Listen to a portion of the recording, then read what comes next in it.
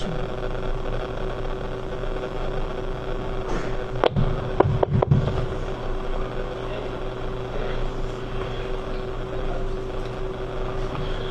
Boa tarde a todos. Estamos no Café Consciência aqui do Instituto de Física da UFG. Estamos indo para a terceira atividade seguida, né? Foram 3 semanas intensas aí de palestras. E hoje nós vamos ter o prazer de ter o professor Renato Pessoa aqui com a gente. O professor Renato Pessoa, para quem não sabe, acho que vários já conhecem, é professor do Instituto de Física. Ele fez o mestrado e a graduação dele aqui nesse instituto, depois saiu para um doutorado na Unicamp. Ele fez o doutorado na Unicamp e foi fazer depois, quando retornou para cá, trabalhou um pouco dentro do instituto e saiu também para um pós-doutorado na Arizona State University. Ele trabalha com sistemas fortemente correlacionados, vai estar discutindo com a gente hoje um artigo que teve uma repercussão bem interessante no ano passado, um outro artigo do Instituto que saiu como destaque na Sociedade Brasileira de Física, e hoje, que foi publicado numa revista renomada aí na física, que é a Physical Review Letters, e hoje a gente vai ter o prazer de ter ele aqui. O professor Renato também é coordenador da licenciatura em Física aqui do Instituto de Física, é bem atuante também nessa parte administrativa, e tem um prazer aí, e a expectativa é que, ele falou para mim que, posso falar a sua missão, né? A missão é que a gente entenda bem o que é um pólaron. Então, se a gente sair entendendo o que é um pólaron boa, quase partícula de maneira geral, e o que é ultrafrio aqui. Então, professor Renato, muito obrigado por ter aceito o nosso convite.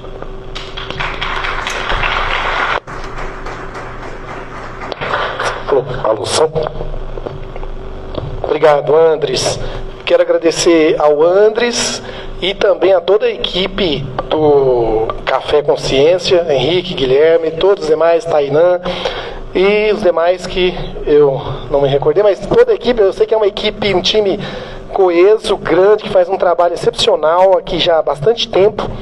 Eu estive aqui no Café Consciência há 2015, há 10 anos atrás, quando eu comecei a aprender a fazer essas simulações com gases ultrafrios, e eu posso dizer que o que vou mostrar aqui hoje tem início ali, ou seja, é um tempo que gastei para poder publicar esse artigo que o Andres mencionou, 10 anos, ou algo assim. Eu vou iniciar, eu quero agradecer mais uma vez, obrigado pelo convite, e espero poder voltar com outras coisas também assim interessantes. Espero que vocês gostem. Eu preparei uma palestra pensando sobretudo naquele pessoal não especialista, mas com várias camadas, de maneira que quem é um pouco mais curioso ou tem mais condições de alcançar, que consiga, certo? Então eu peço para o público não especialista paciência em determinados momentos, e para o público mais especialista também paciência para aceitar determinadas licenças poéticas e comparações que eu faria aqui como concessões para atingir todos, tá? Então vai ser mais ou menos nesse espírito. Esse trabalho ele é feito em colaboração com dois amigos hoje, 2 colaboradores de trabalho. O professor Silvio foi meu, Vitello é conhecido de muitos aqui, é professor na Universidade Estadual de Campinas, foi também meu orientador de doutorado, e o Luiz Ardila, é um amigo de longa data que hoje está como professor na Universidade de Trieste, na Itália. Ele conseguiu essa posição lá recentemente, inclusive durante o processo durante esse trabalho que nós desenvolvemos, ele foi para lá. Ele está lá há menos de um ano. E nós começamos esse trabalho, ele estava em vários lugares, passeando pela Europa, na Alemanha, na Dinamarca, voltou para a Itália e agora está com essa posição recente lá. Talvez o grande especialista do que eu vou falar aqui, foi quem propôs o tema do trabalho e trouxe o desafio, enquanto nos encontramos num congresso em 2019, antes da pandemia. Fomos para um congresso em Natal, ele estava trabalhando com problemas de pólarons em gases de bósons. Fez a tese de doutorado, ele havia defendido recentemente a tese de doutorado dele entre 2015 e 2016, e propor trabalhar com esse assunto nos gases fermiônicos, que eu já vinha trabalhando. E de lá para cá, conseguimos, né, fazer com todas as dificuldades que se tem uma colaboração assim à distância, conseguimos avançar bastante nesse problema. Então, vamos lá. Apertei o botão errado. Bom, primeiro que é uma quase partícula, é o que eu havia conversado com o Andres aqui antes de começar, certo? Ou seja, em várias situações na natureza, esse fenômeno da quase partícula emerge ou o problema pode ser encarado como quase partícula. Se você busca no Wikipedia, por exemplo, há uma definição mais ou menos clara, e obviamente como uma definição pobre em muitas situações, mas que dá uma ideia bastante interessante e boa e precisa do que vem a ser esse conceito da quase partícula. Ele escreve assim: é um fenômeno emergente, apertei errado de novo, que ocorre quando um sistema microscópico complicado comporta-se como se contivesse partículas fictícias fracamente interagentes. Então, como eu vou mostrar daqui a pouco, quando você pega um sólido, por exemplo, uma rede cristalina, e coloca um elétron aqui, esse elétron pode interagir com a rede, e a interação desse elétron com a rede pode ser todo aquele conjunto enxergado como uma partícula. Essa partícula tem suas propriedades, tem massa, tem energia, pode interagir com outras quase partículas, certo? Então, você abre mão de estudar todos os detalhes do problema, todas as partículas individualmente, para estudar todo esse conjunto, certo? Enxergando todo ele como se fosse uma única partícula, se movimentando e tendo a sua própria dinâmica. Isso acontece em situações como essa, acontece em situações assim. Aqui seria para representar algo mais próximo daquele problema que eu vou discutir hoje, que é um gás formado por partículas, e se coloca uma impureza aqui. Essa impureza pode ser uma partícula de uma outra natureza, de uma outra massa, ou pode ser mesmo uma partícula da mesma natureza que as demais.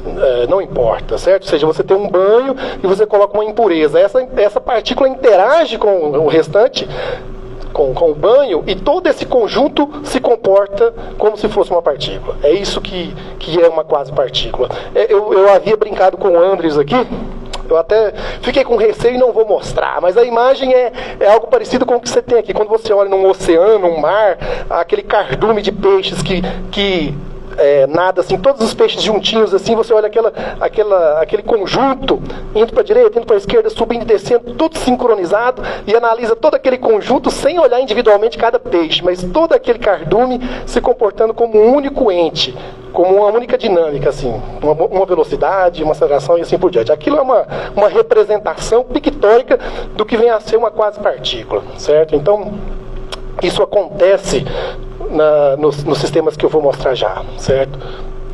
Bom, mas o que vem a ser esse pólaron, né? O pólaron é um tipo de quase partícula como esse, né? Esse termo pólaron não é novo, certo? É um termo que foi proposto há bastante tempo atrás. Os primeiros trabalhos foram desses sujeitos aqui. Esse é o Herbert Froelich, publicou um trabalho em 1950. Eu coloquei ele primeiro porque muitos trabalhos de revisão colocam de maneira errada ele como o pioneiro no trabalho de pólárons, mas 2 anos antes, esse mais famoso e mais importante deles, Lev Landau, juntamente com outro físico russo, os dois são russos, né? O Solomon Pekar, publicaram esse artigo em 1948, e esse termo pólaron aparece pela primeira vez nesse artigo de 1948, e em princípio esse termo foi proposto por esse sujeito aqui, o Solomon, certo? O que eles fazem lá nesse trabalho? Aquele primeiro problema que eu mostrei no slide anterior, ou seja, você pega um sólido cristalino, coloca um elétron nessa rede, e a interação desse elétron com os fônons gerados pela rede. Os fônons são as vibrações coletivas da rede cristalina. Essas vibrações, juntamente com o elétron, se comportam como uma quase partícula. Então, inicialmente, esse termo foi utilizado nesse contexto, certo? E hoje aparece em vários outros, e um deles é esse que eu vou mostrar aqui nesses gases, que eu vou apresentar já, certo? Ok, então, antes de avançarmos, é necessário entender que a natureza, o que nós observamos, o que nós temos, as partículas, elas podem ser divididas em 2 conjuntos que têm características muito diferentes umas das outras, e a física é completamente diferente também, que está associado com o spin que a partícula possui, certo? Então, nós podemos dividir a natureza dessa maneira, né, devido à natureza do spin, entre bósons e férmions. Os bósons são essas partículas que têm um spin inteiro. E o spin, originalmente, ele foi atribuído a... É claro que é mais do que isso, obviamente, mas ele foi atribuído a uma possibilidade que a partícula tem de rotacionar, certo? Em torno de tem uma rotação intrínseca, né? Então, podemos pensar nos férmions como sendo partículas que podem girar num sentido ou em outro, e para o qual a gente atribui duas possibilidades de spin, que a gente chama de spin para cima e spin para baixo, up e down, né? Up e down. Bom, o que isso muda? Muda drasticamente, mas a principal diferença é que se eu tenho um sistema formado por bósons, todas essas partículas podem ocupar exatamente a mesma energia. Elas são completamente indistinguíveis e ocupar exatamente o mesmo estado.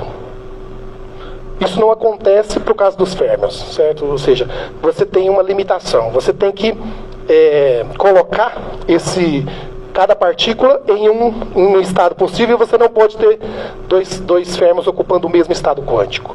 Então, como é que você faz? Se você tem um gás ou qualquer sistema formado por férmions, você vai preenchendo os níveis de energia na sequência, colocando no máximo 2 férmions em cada nível. Então, aqui representa, digamos, o nível mais baixo de energia, que seria, para nós, aquele que tem um momento igual a 0. Eu posso colocar um spin para cima e um para baixo. Se eu vou colocar mais 2 férmions, eu tenho que colocar no estado de momento acima. E assim por diante, até preencher todo o sistema com todos os férmions que eu preciso. Esse último estado preenchido é chamado de nível de Fermi. E essa energia desse último estado é chamada de energia de Fermi, certo? Então, ou seja, um sistema fermiônico qualquer, ele tem uma energia característica que é chamada de energia de Fermi, certo? E isso é uma das principais características desse sistema, que no nosso caso é um gás. Ou seja, então, e você pode calcular, certo? Se essas partículas não interagem entre si, você pode calcular essa energia de Fermi, certo? E ela depende da densidade do sistema, certo? 3π² vezes esse n elevado a 2/3, isso aqui é o momento maior, ou seja, o momento de Fermi. O maior momento que se pode ter nesse gás, certo? Isso é verdade para um gás que a gente chama de gás não polarizado, ou seja, você coloca para cada férmion com spin para cima, você tem um com spin para baixo, certo? Isso é feito experimentalmente, isso existe na natureza em várias situações. No nosso caso, não é exatamente isso que nós estamos interessados. Nós estamos interessados numa outra possibilidade que é essa, ou seja, um gás onde você coloca todos os férmions com o mesmo spin, todos com o spin para cima, certo? E aí muda ligeiramente em relação ao caso anterior, apenas na definição do momento de Fermi, certo? Ou seja, você consegue tendo que obedecer essa exigência de colocar cada férmion em um estado de momento, certo? Não pode colocar 2 no mesmo estado, e o último estado preenchido corresponde a esse nível de Fermi, com energia de Fermi, temperatura de Fermi, momento de Fermi, bem específicos. Daí isso é o que caracteriza o sistema, certo? O sistema de Fermions. Então, isso é feito experimentalmente, tá? Isso não é uma imaginação da nossa cabeça, certo? E isso é feito de uma maneira, assim, muito bem controlada, inclusive, certo? E, atualmente, com bastante interesse, com artigos, assim, de alto impacto sendo publicados. Eu peguei um deles para exemplificar, recente, mas existe, assim, uma quantidade enorme de trabalhos em diferentes níveis, né? Mas eu estou, nesse momento, querendo dizer que, experimentalmente, isso é feito por muita gente, né, ao redor do mundo, em vários lugares, com condições muito controladas e muito precisas. Aqui é uma... desculpa, passei sem querer. Aqui é uma representação de como é feito no experimento. Você coloca um sistema com ímãs, né, com campos magnéticos, onde você aprisiona os átomos ali dentro. E você pode controlar absolutamente tudo do sistema. Quantos átomos você coloca, qual é o spin, se está para cima, se está para baixo, a densidade, o comprimento de espalhamento, que eu vou dizer daqui a pouco, certo? O que é, porque é importante. Então você controla absolutamente tudo. Isso aqui é uma figura que vem desse artigo de 2021, onde talvez seja uma das principais referências exatamente daquele problema que nós estamos interessados. Onde você tem aqui um banho de férmions, todos com o mesmo spin, e aí você coloca uma impureza aqui dentro, e essa impureza é um íon, certo? É um íon. E aí o que acontece aqui, certo? Bom, por que é ultrafrio? Por que é importante? E isso é feito com quais átomos? Isso é uma pergunta que eu sei que vocês vão fazer, e eu já quero dar a resposta, né? Ultrafrio é porque a temperatura é baixa. Mas baixa quanto? A desse ar-condicionado? Não, mais baixa, certo? Baixa quanto? 1 Kelvin, 2 Kelvin. Esse experimento aqui, se você ler o artigo, essas temperaturas absolutas que ele trata é algo assim entre 1 e 3 microkelvin. Micro. Você pensa, poxa, mas isso é realmente ultra. Mas não é esse número que importa. O que importa é o seguinte, eu vou voltar no slide anterior. Quando você preenche o último estado, que é a energia de Fermi, você pode definir ali a temperatura de Fermi. Você dividindo esse valor que você calcula, inclusive, pela constante de Boltzmann, certo? E aí você define a temperatura de Fermi. Ele é ultrafrio, ele é ultrafrio quando ele está numa temperatura próxima à temperatura de Fermi, certo? E, eventualmente, milikelvin não é suficiente, certo? Isso vai depender de todo o sistema. Vai depender do sistema. É quantos por cento você está acima da temperatura de Fermi. Esses experimentos e aqueles que a gente olha, se ele está, sei lá, 20% acima da temperatura de Fermi, já temos problemas ali térmicos. Problemas que vão surgir. Não problemas, efeitos, né? Efeitos típicos de efeitos térmicos. Então, aqui nós temos algo que está assim, abaixo de 20% da temperatura de Fermi. Isso é um gás ultrafrio, certo? Então, essa seria a resposta mais. Agora, para todos os efeitos, esse experimento é 1 a 3 microkelvin, certo? Quais átomos, certo? Normalmente os experimentos são feitos com átomos alcalinos, aqueles átomos que estão ali nas 2 primeiras colunas da tabela periódica. Lítio, certo? Rubídio, cálcio, sódio, sim, sódio. Mas tem outros também, itérbio, também é usado, certo? Então, e qual átomo você utiliza interfere no resultado. Interfere. O que vai importar na hora que você mede ou calcula as propriedades? Várias coisas. O que eu vou falar daqui a pouco, comprimento de espalhamento e a razão entre as massas, entre a partícula que você está colocando e o banho. Então isso é fundamental. Por isso você tem que escolher direito qual é o átomo que você coloca. Bom, vamos em frente. Ok.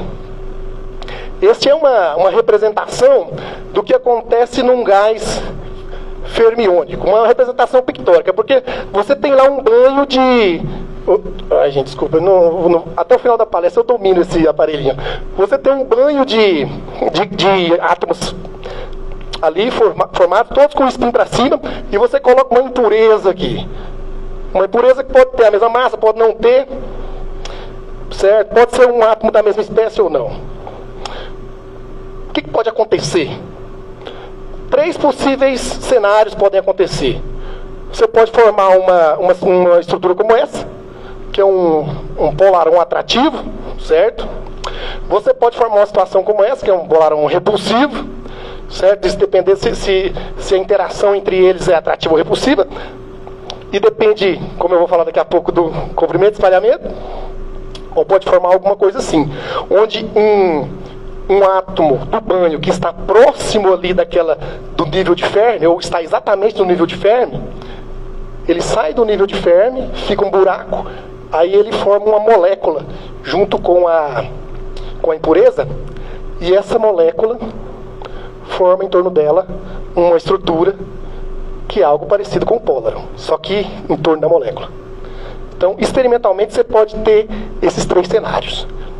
O que vai acontecer? Bom, o que normalmente se espera é que esse aqui é o estado fundamental. Essa é a linha verde, ou seja, essa é a energia mais baixa. Isso aqui é a energia do pólaro em função do comprimento de espalhamento, que eu vou falar daqui a pouco o que é. Certo? Aqui é -1 sobre o inverso do comprimento de espalhamento. Certo? Essa parte repulsiva é a linha vermelha.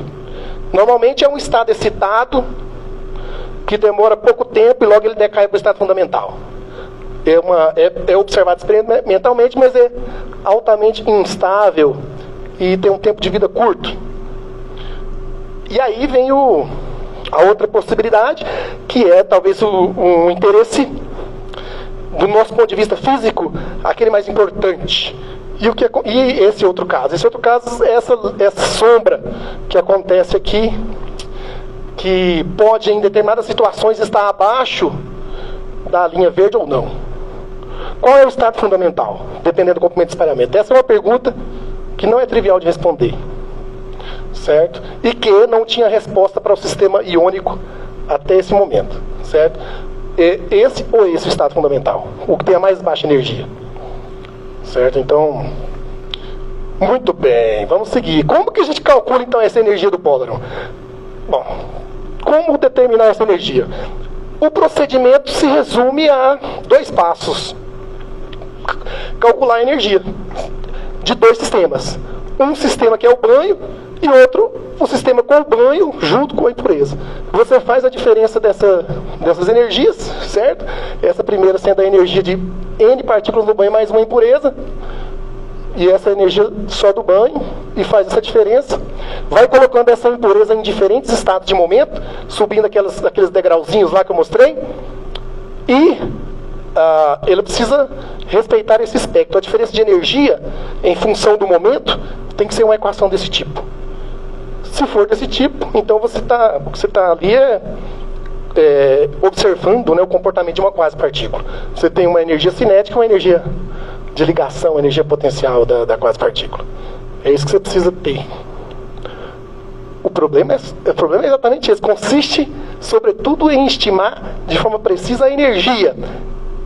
Certo? E as energias são obtidas resolvendo a equação de Schrödinger do sistema. Certo? Ou seja, você tem um hamiltoniano aplicado numa função de onda, igual a energia vezes a função de onda. E o hamiltoniano tem 2 termos, energia cinética mais energia potencial. Então você precisa saber como que essas partículas interagem, qual que é a energia potencial de interação entre essas partículas. Certo? No nosso caso em particular, como você coloca lá um mar de férmions e coloca uma partícula carregada, a energia de interação entre um íon e um átomo pode ser modelada através de uma equação como essa.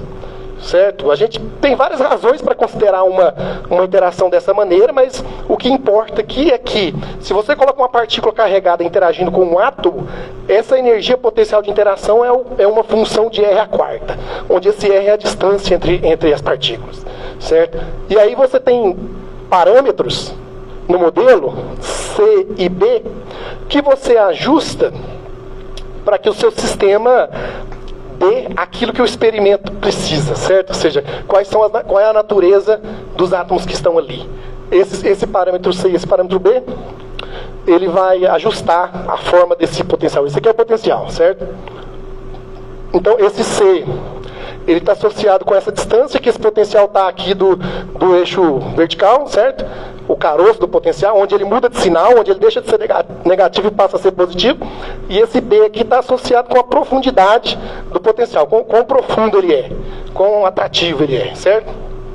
Então você pode ajustar isso. O experimento também faz isso, certo? Com aqueles campos magnéticos você consegue ajustar tudo isso. Okay? E aí, o que você muda, ajustando especialmente a profundidade do potencial, é o que a gente chama de comprimento de espalhamento. Que eu vou dizer já o que é, certo? O fato é o seguinte, uma coisa que nós observamos é, uma vez que o íon tem uma carga, né? Você coloca o íon que tem uma carga, essa interação pode ser grande demais, de maneira que a densidade do fluido em torno desse íon aumenta muito. E isso impacta fortemente nas características da quase-partícula. Certo? Então, o fato disso aqui gerar um potencial como esse afeta muito as características. 10 minutos? Tá bom. Tá dentro. Beleza. Então, obrigado, Andres. Vamos em frente. Bom, comprimento de espalhamento. Por que ele é importante e o que ele representa, né? Porque, veja, aqui essa figura eu peguei do livro texto do Sakurai para representar, não é exatamente aquele potencial que eu mostrei anteriormente, mas ilustra bem, certo? Se eu tenho duas partículas apenas e resolvo a equação de Schrödinger, né? Para um potencial atrativo como esse, que nesse caso é um potencial quadrado, um poço quadrado, a solução da função de onda, a parte radial, ela pode ter um formato como esse, ou pode ter um formato como esse, certo? Esse tamanho que vai daqui até aqui, esse A é o que a gente chama de comprimento de espalhamento. Se a gente tivesse num jogo de sinuca, ele dá o tamanho da bola, certo? O tamanho do bolão que vai bater na partícula na hora da colisão. Isso aqui eu estou fazendo licenças poéticas aqui, tá, meus colegas? Isso aqui é o tamanho, ou seja, o range da interação entre as partículas num problema de espalhamento, certo? Quanticamente, é muito mais complexo do que isso que eu falei, obviamente, porque esse comprimento de espalhamento ele pode ser positivo ou negativo, certo? Então, é bem mais complexo. Mas é basicamente onde a parte radial da solução da equação de Schrödinger de dois corpos muda de sinal, certo? Então, e ele é muito importante. Você ajusta ele no experimento, mudando a profundidade da interação, e esse comprimento de espalhamento pode ser zero, pode ser positivo, você vai mudando aqui a profundidade, pode ser infinito, pode ser negativo. E você pode ir ajustando isso no experimento e vendo as propriedades em função do comprimento de espalhamento. Você está mudando o tipo de correlação entre as partículas. Muito bem. Quando você resolve o problema para o nosso potencial átomo-íon, aquele potencial que eu mostrei há 2 slides atrás, você percebe que o comprimento de espalhamento ele pode ser bem complexo. Ou seja, você vai variando o B, que é a profundidade do potencial, ele pode ser negativo, variando assim, pode ser positivo, fica negativo de novo e assim por diante. Certo? Esses intervalos de B aqui que eu peguei, variando aqui no potencial, são esses que interessam e que têm trabalhos feitos e que são realizados no experimento. Certo? Então, ou seja, é um problema que não é muito simples. O comprimento de espalhamento pode assumir muitos valores, positivos, negativos, zero e assim por diante. E infinito, né? Essa tem um valor aqui que é em B aproximadamente 0,59, que o comprimento de espalhamento é infinito. Bom, a gente quer fazer isso no computador. Fazemos simulações computacionais onde a gente quer resolver a equação de Schrödinger para N átomos no banho mais uma impureza iônica, essa é a equação, certo? Ou seja, essa função de onda que tem aí N, que descreve o comportamento de N mais uma partículas, certo? Então, tem uma série de desafios aqui. Primeiro como que essa função de onda pode ser escrita. Como se trata de um sistema de Fermi, a função de onda precisa ter duas partes. Precisa ter uma parte que envolve a correlação entre os elétrons e outra parte que é um determinante. Por quê? Porque a função de onda por sistema de Fermi é antissimétrica. Se você coloca assim, um spin para cima e um para baixo, isso aqui não é a mesma coisa que isso aqui, certo? A função de onda muda de sinal se você troca de posição 2 elétrons, dois átomos, né? 2 férmions. E a função de onda tem que ter essa propriedade. Isso chama-se antissimetria. E isso é feito colocando um determinante, certo? Então, Essa é a forma mais usual de se descrever uma função de onda, da equação de Schrödinger. E aí, como é que nós fazemos? Se nós conhecêssemos a forma exata, estava ótimo. A gente resolvia uma equação diferencial e tínhamos a solução. Mas, infelizmente, não conhecemos Não conhecemos, ninguém conhece. Eu não conheço, ninguém aqui conhece a solução exata para um sistema como esse. N férmions num banho mais um íon. Não tem disponível uma solução exata. E aí você tem que utilizar outras estratégias. Uma estratégia é aquela que a gente faz, é chamada de métodos de Monte Carlo. Monte Carlo é um distrito do Principado de Mônaco, bastante famoso porque tem lá a corrida de Fórmula 1, no Grande Prêmio de Mônaco, certo? Mas não é pela corrida que tem esse nome. É também bastante conhecido porque existe uma presença de cassinos, certo? De casas de jogos de azar. E o método tem esse espírito de utilizar em algum momento alguma amostragem aleatória para poder resolver determinada situação. Você utiliza-se dessa estratégia, certo? Não estamos fazendo aqui nada ilegal, certo? Porque cassino no Brasil é proibido, certo? Ainda. Tem uma questão das bets aí, mas isso é um outro detalhe, não temos tempo para falar sobre isso. E aqui também não estamos fazendo nada de ilegal, tá bom? Estou apenas chamando a atenção que na metodologia, em algum momento vai ter uma roleta como essa, onde a gente vai precisar sortear alguma coisa, certo? E por que isso funciona? Então, a primeira estratégia é fazer o seguinte: a gente pega a equação de Schrödinger e reescreve a equação de Schrödinger e obtém a energia que precisa ser calculada na equação de Schrödinger dessa maneira, como uma integral desse tipo. A integral tem dois termos, tem uma densidade de probabilidade e uma energia local. Então, a nossa roleta entra exatamente aqui. Eu preciso sortear várias configurações do sistema que obedecem a essa densidade de probabilidade. Então não é uma roleta completamente justa e aleatória. É uma roleta que vai sortear configurações que obedecem uma função de distribuição. Ela é viciada, certo? Ela é viciada. Só que, se você rodar essa roleta um número muito grande de vezes, você vai ter ali um número muito grande de configurações que representa exatamente essa distribuição de probabilidade. Você vai aparecer mais aquelas com mais probabilidade e menos as que têm menos probabilidade, certo? Esse é um tipo de estratégia que é chamado na literatura aí de amostragem por importância. E tem mais de um algoritmo para fazer. O mais famoso desses algoritmos é da década de 50, chamado de algoritmo de Metrópolis, certo? E aí, você tendo esse conjunto enorme de configurações que você amostra com essa roleta, você calcula a energia de cada configuração e faz uma média. E pronto, aí tem uma energia, certo? Essa energia aqui, certo? Seria ótimo e já estaria resolvido se a nossa função de onda aqui, ó, fosse conhecida. Só que a gente não conhece, então a gente tem que chutar uma função que a gente não conhece. E aí, esse resultado é tão bom se o chute for bom. E só que a gente não é muito bom de chute. E aí, muitas vezes esse resultado não é suficiente, certo? Porque ele é altamente dependente do tipo de chute que você está dando. Qual é a função de onda que você está colocando? Bom, tem maneira de melhorar isso. Como que a gente faz? Você pega o seguinte: você pega todas essas configurações amostradas por essa roleta e reescreve a equação de Schrödinger como uma equação de difusão, assim, certo? Guarda essas configurações lá, amostradas com aquela roleta variacional. Escreve uma equação desse tipo, e aí você observa que isso aqui é uma equação que depende do tempo, o tempo que a gente chama aqui de tempo imaginário, certo? E aí você tem que evoluir a sua função de onda nesse tempo imaginário. Você reescreve essa equação de Schrödinger com uma equação de propagação, e a sua roleta agora vai ter que ter uma outra roleta para dizer como é que essas configurações vão evoluir. Isso é uma função de Green. Eu vou mostrar no slide seguinte, na prática, como é que isso aqui funciona. Isso aqui funciona da seguinte maneira: você pega uma daquelas configurações que veio da roleta, aquela função de Green é dividida em dois termos. Um deles vai dizer como é que você desloca essas partículas. Isso aqui é uma configuração. Todos os átomos do gás estão aqui. Aí você desloca para uma configuração aleatória. E avalia, certo, o valor da outra parte da função de Green. Avaliando esse valor, você pode manter essa configuração, você pode matar essa configuração ou você pode replicar ela.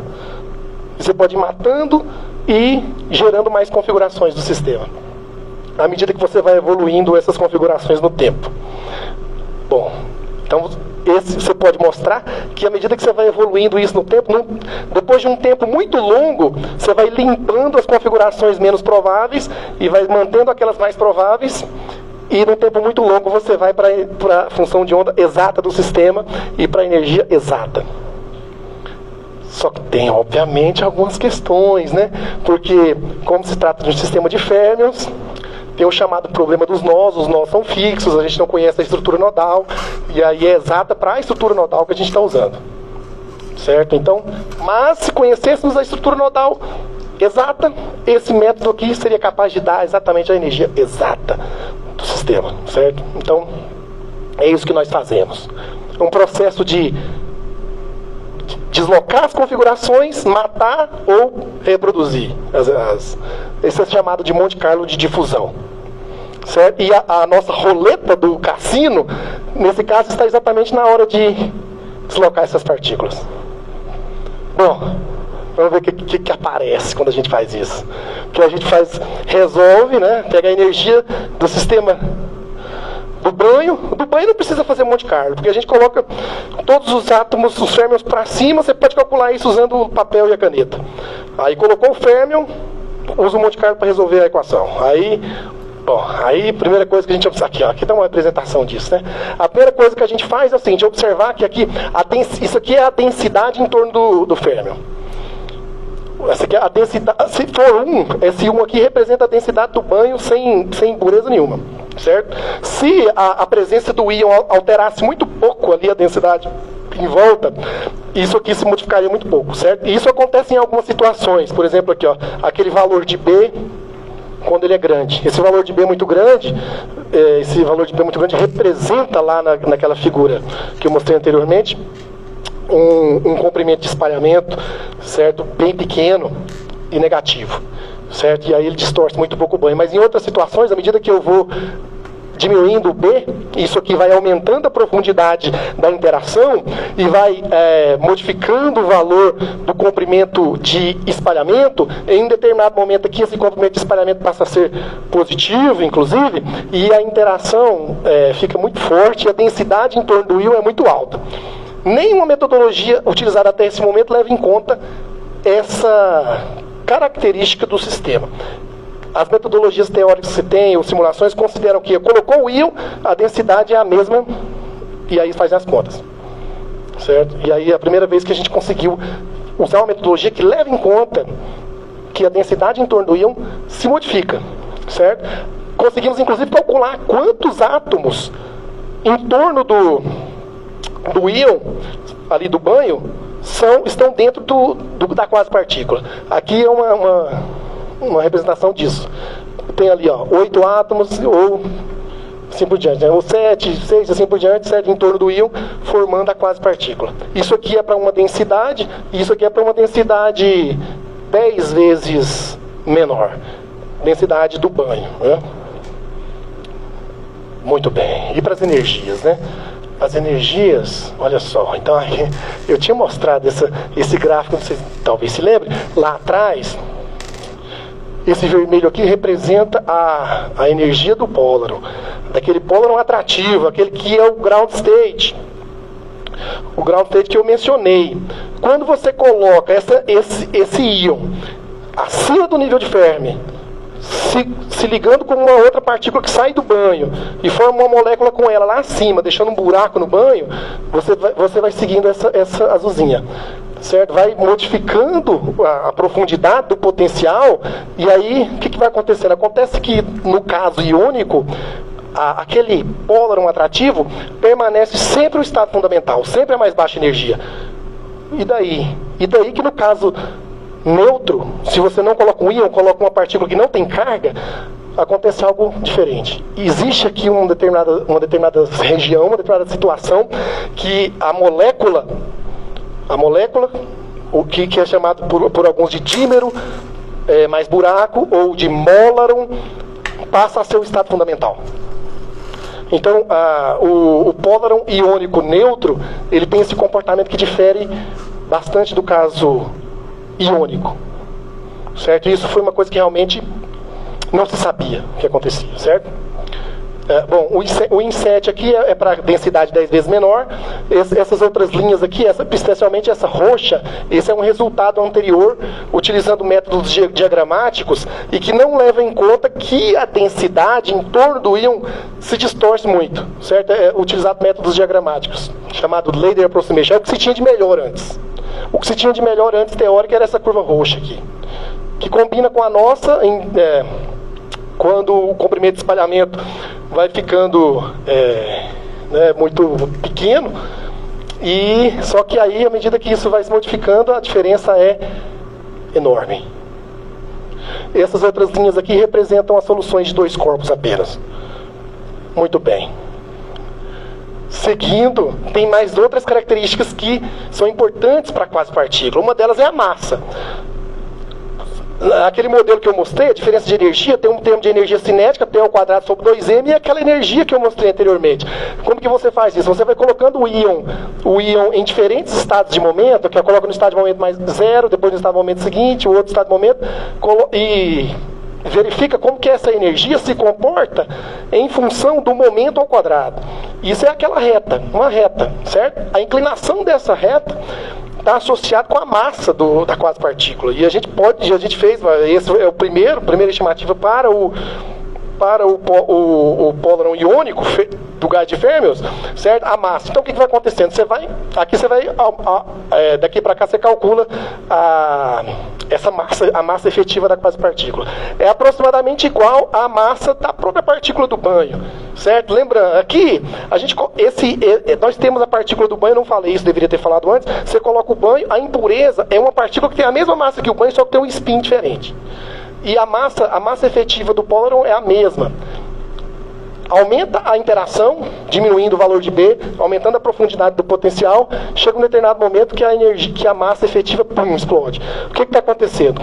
Especialmente quando o scattering length, o comprimento de espalhamento fica positivo, esse íon que está lá pode formar um par ligado com alguma partícula do banho. E aí você tem ali não mais só o íon interagindo com a sua vizinhança, mas você tem um par ligado com a massa 2 vezes maior interagindo com o banho. Então aqui você tem uma assinatura de que de fato isso acontece em algum momento, ou seja, você formou uma partícula, mas não lá acima do nível de Fermi, lá embaixo, lá no pólaron atrativo, certo? E a outra e última propriedade importante que caracteriza também o pólaron é o que a gente chama de resíduo. O resíduo é o quão a função de onda que descreve o pólaron se aproxima ou se distancia de uma partícula livre. Você calcula esse módulo quadrado aqui, onde esse φ é a função de onda de um sistema não interagente, e esse psi é a nossa função de onda do pólaron. Quando isso aqui se aproxima de 1, significa que aquela quase-partícula ela é de fato uma partícula livre, não interage com ninguém. Isso acontece, certo? Ou seja, naquela região fracamente interagente, à medida que você vai aumentando a interação, esse resíduo vai caindo para zero. Certo? Essa interação, essa função de onda do pólaron distorce o estado não interagente. Muito bem. Quem quiser mais detalhes, esse é o artigo que o Andres mencionou, que foi publicado em dezembro do ano passado, certo? Podem anotar. Busquem no Google também, que não é difícil de encontrar, certo? Outras coisas que eu quero dizer é que isso também gera perspectivas, certo? Tem um artigo recente, 2023, onde eles fazem, pela primeira vez aqui, não é pólaron iônico, mas é pólaron neutro, mas eles fazem medidas de interação entre essas quase-partículas, certo? Nesse momento, é o que a gente está verificando, ou seja, como que você tem mais de uma quase-partícula, como que é a interação entre elas, certo? E os agradecimentos. Eu quero agradecer ao Instituto de Física, que toda a infraestrutura, né? Todo esse trabalho começou com uma passagem que o professor Tertes, quando era diretor, me concedeu para ir num evento, e aí onde encontrei Luiz e começamos essa discussão. Todas essas simulações, todas foram rodadas, testadas no LANCAD, que é, né, um laboratório multiusuário que temos aqui no Instituto de Física, na Universidade Federal de Goiás, aqui perto do Instituto de Física, coordenada pelo professor Herbert. Então, importante dizer e agradecer, certo? Todos aqueles pontos que eu mostrei, absolutamente todos, saíram daqui, certo? E eu peço desculpas por extrapolar um pouco o tempo, Andres. Quantos minutos? 10 minutos? E estou aberto a perguntas. Obrigado.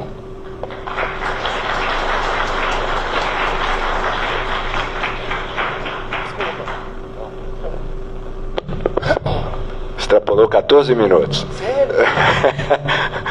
Diz que a vingança vai ser quando eu vier dar uma palestra aqui. O Guilherme estava falando isso para mim. Eu quero ver você dar palestra com 30 minutos.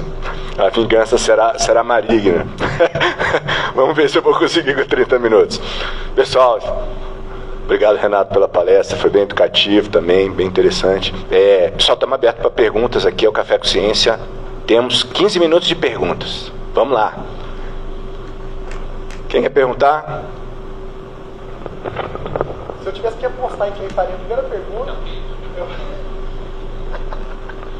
Ô, Renato, muito obrigado aí pela palestra. O teu banho está em equilíbrio termodinâmico. Tá. O teu banho então está em equilíbrio termodinâmico, tá? Então você põe uma impureza lá, eu acredito que esteja bem próximo do equilíbrio. Só que você tem que tirar esse cara do equilíbrio. Porque tá todo mundo... A minha pergunta é, teu banho está lá em equilíbrio termodinâmico, aí você põe uma impureza lá, só que você tem que levantar todos os espinhos de todo mundo. Você tem que colocar todos os espinhos do banho para cima, pelo que eu entendi da tua palestra. Estou correto? Então tá todo mundo para cima. Isso tende a temperatura do teu... Se eu fosse definir como equilíbrio, igual você definiu a energia de Fermi, você definiu como se fosse um equilíbrio termodinâmico. Ou seja, para definir energia de Fermi, você usou o teorema da equipartição da energia. Pelo que eu entendi o que você falou, né? Então, beleza. Então, eu entendi o que você falou.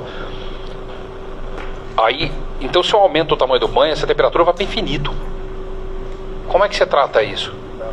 Ela teria que ir para infinito, porque você jogou todo mundo para cima. Você aumenta a temperatura do banho... Você aumenta o tamanho do banho. Ficou para infinito. Você aumentou o tamanho do banho, essa temperatura vai para infinito.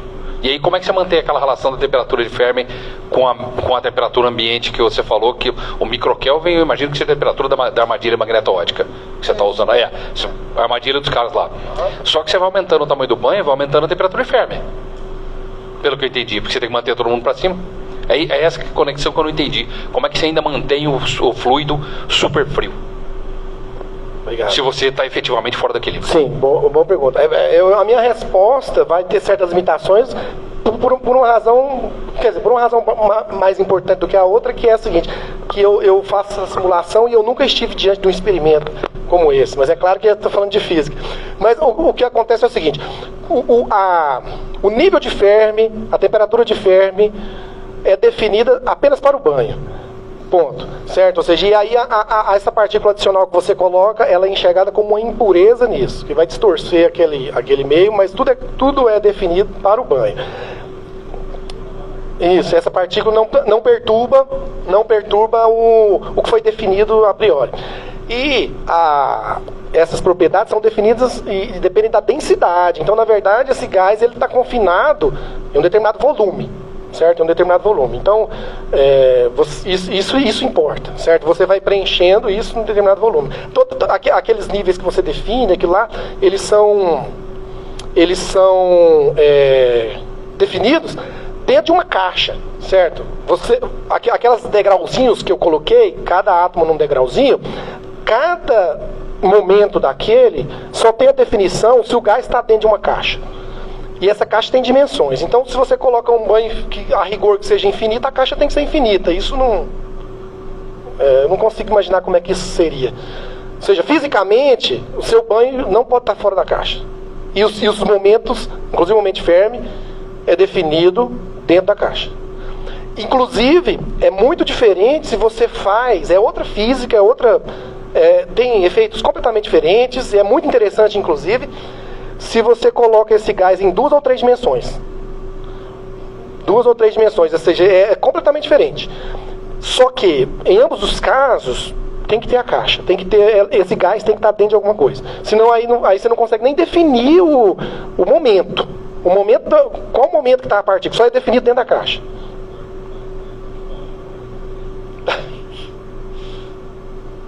Essas coisas mais fundamentais são as mais difíceis e as mais importantes. Porque se você perguntar outras coisas assim mais técnicas, aí eu vou te dar uma resposta assim que eu mesmo vou ficar convencido. Perguntas? Ali, atrás?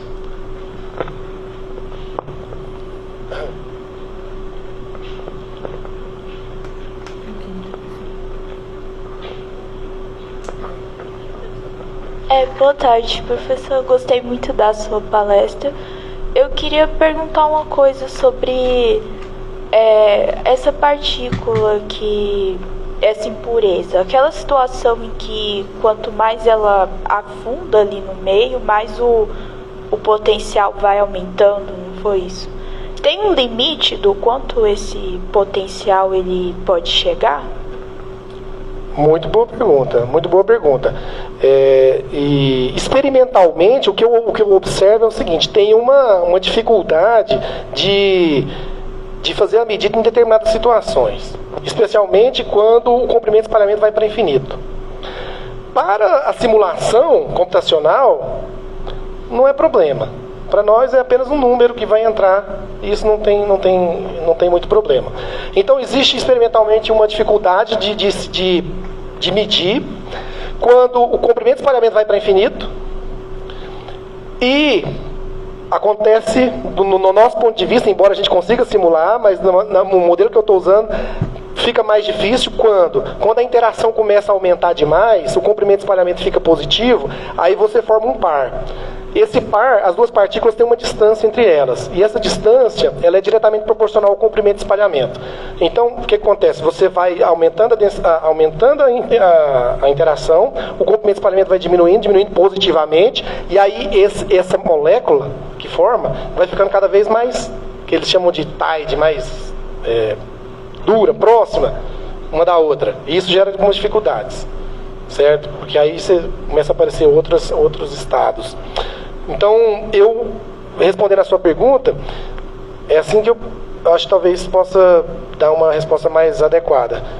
Esses dois limites são um pouco mais complicados. Quando o comprimento de espalhamento é infinito, no caso experimental, e no caso da simulação, quando o comprimento de espalhamento é positivo e pequeno. Aí você tem uma dificuldade de fazer. Agora, a natureza não está nem aí para isso. A natureza é o que é, né? A gente só tem algumas dificuldades que são nossas mesmo, da maneira como a gente usa para medir ou para simular. Saviano?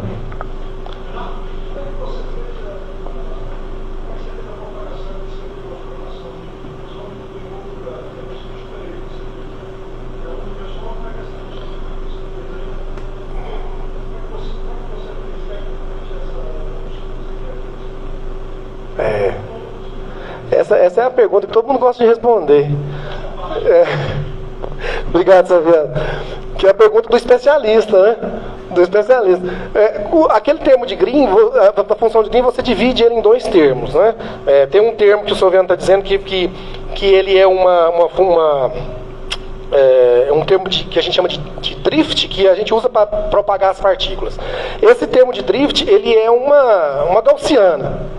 Então o que você faz? Você tem uma determinada partícula, você desloca ela para uma posição, mas essa posição não é qualquer, essa posição respeita uma gaussiana que está centrada na posição inicial dela. Certo? Está centrado na posição inicial dela. Então, tem maneiras de você fazer isso. Como que você faz? Você faz um movimento, esse movimento vai envolver um time step, né, um delta tal, que está associado à largura dessa gaussiana. E aí você aceita ou rejeita esse movimento, coloca uma aceitação de 90%, fazendo o deslocamento respeitando uma gaussiana. Certo? Então você desloca ela assim. É da maneira convencional, certo? A outra parte é que depende da energia potencial, que é a parte que a gente chama de... tem o drift, né? E tem a parte que você usa para matar, manter ou replicar as configurações. Aí você analisa o valor dessa outra, pega o valor inteiro disso. Se o valor inteiro é 1, ou menor que 2, você mantém a configuração. Se o valor for menor que 1, você mata. Se o valor for 2, o valor inteiro, você duplica. Se for 3, você triplica. Se for 4, você gera 4 configurações e assim por diante. Mas assim, precisamente a sua pergunta foi como que é feito o deslocamento, né?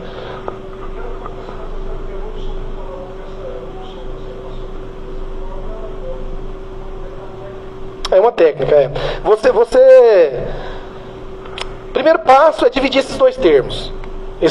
Aí um termo está associado à energia cinética, que é o termo cinético, que é o termo que desloca, e o termo está à energia potencial. Como esses operadores não comutam, o T e o V, aí você tem um problema. Aí você usa uma aproximação, na literatura eles chamam de Trotter-Suzuki, que você consegue num time step pequenininho, você propaga num time step que seja suficientemente pequeno para você separar esses dois termos, porque eles não comutam.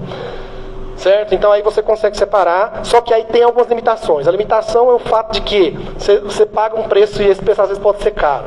O time step tem que ser pequeno o suficiente para isso valer. Você tem que deslocar um tempo pequenininho. Só que você consegue fazer a integral só para o time step. Você tem que ir para um tempo infinito. Porque você vai para o estado exato da função de onda só com um tempo muito longo. Então, aí é uma faca de 2 legumes, né? O time step tem que ser pequeno, o passo tem que ser pequeno, mas você tem que chegar no infinito. Aí o que você faz? Você tem que ir diminuindo o time step e extrapolar isso para um time step 0. Você percebe que isso converge, certo? Para uma determinada situação, é isso. Obrigado. Pessoal, perguntas? Mais alguma? Temos tempo para mais uma. Os alunos de Física 2. Giovanni, vai lá. Vocês querem fazer pergunta? O aluno tem prioridade.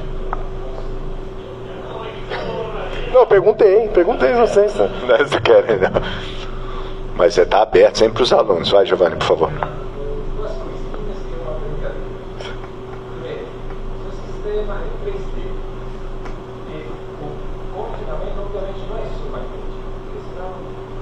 Não.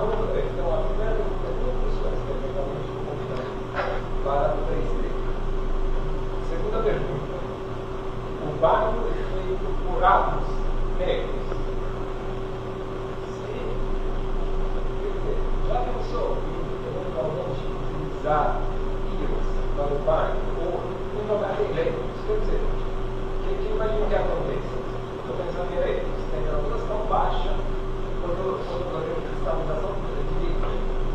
E aí você poderia ter um sistema parecido com o polo de uma rede cristalina, colocando uma impureza do tipo positivo, por exemplo. Quer dizer, vocês pensaram que se fosse como isso? E última coisa, a brincadeira.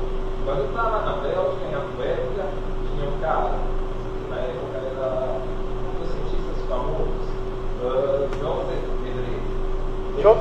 Joseph de Vries. Ele se gabava sempre no chão, porque Antuérpia era a capital polarônica do mundo. Ninguém entendia de polos. Poderemos dizer daqui a 2, 3 anos que Goiânia será a capital polarônica.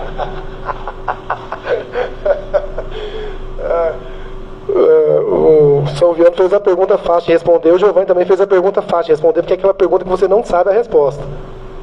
Certo? Que a gente precisa... Porque ele pergunta do ponto de vista experimental como é que isso é feito em 3 dimensões. Eu não tenho ideia, Giovanni.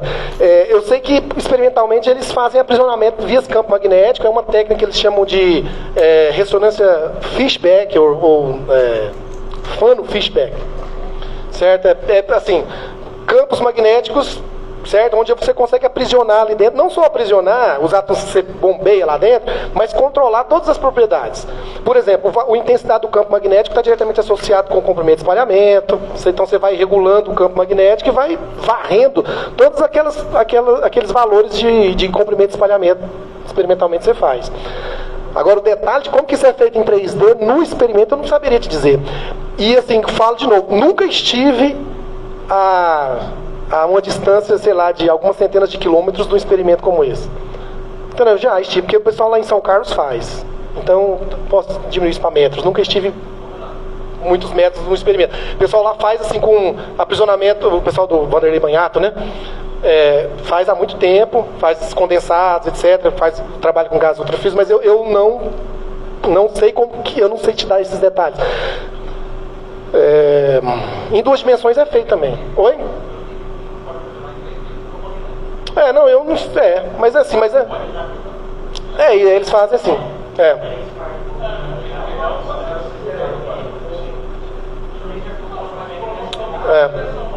Isso.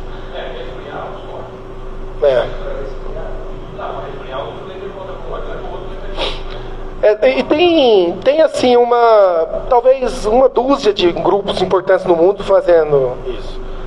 Inclusive um é no Brasil. Assim, mas assim, não está trabalhando com o problema do pólaro. Trabalhando com o problema do pólaro tem também. Tem um grupo na Dinamarca, na Áustria, na Barcelona, que eu mostrei um artigo aqui, na Alemanha, em Hannover. Tem vários grupos experimentais importantes. E a gente está de olho no experimento, porque a física é experimental, certo? Se o experimento não mostra, aí a gente dá uma importância relativa menor. Temos que admitir, certo? Se o que sai da simulação não reproduz o experimento, então precisa analisar o que está acontecendo ou tem uma importância relativa menor. É isso. O modelo não é ruim ou a simulação não é bem feita. Agora você falou a piada, né? Eu não acho que vai acontecer isso. Talvez, não sei, o grande especialista em pólaron, que trabalhou com isso, fez a tese de doutorado dele, inicialmente estudando pólarons em gases bosônicos, ele defendeu a tese lá em Trieste, foi o Luiz, né? Ele é o grande conhecedor, assim, de todo o problema, da teoria por trás, né? Eu sou o operário que lida com o chão da fábrica. Programar, rodar as contas, analisar. Esse é um trabalho muito grande também, certo? De maneira que eu não sei se eu vou agora com 44 anos, abrir mão disso para virar um grande especialista em um problema específico da física, que é o pólaron, para fazer Goiânia ser a capital do pólaron. Provavelmente daqui a 10 anos eu vou estar com outro problema. Renato, pessoal, primeiro eu gostaria, vamos agradecer novamente ao professor Renato, nós estamos no horário.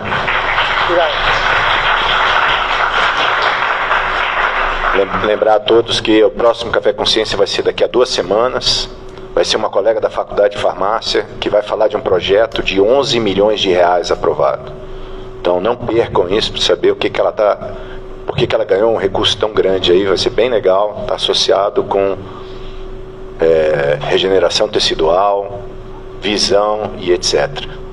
Venham, daqui a 2 semanas tem a professora Marise Valadares aqui da Faculdade de Farmácia no Café Consciência. Até daqui a 2 semanas, pessoal.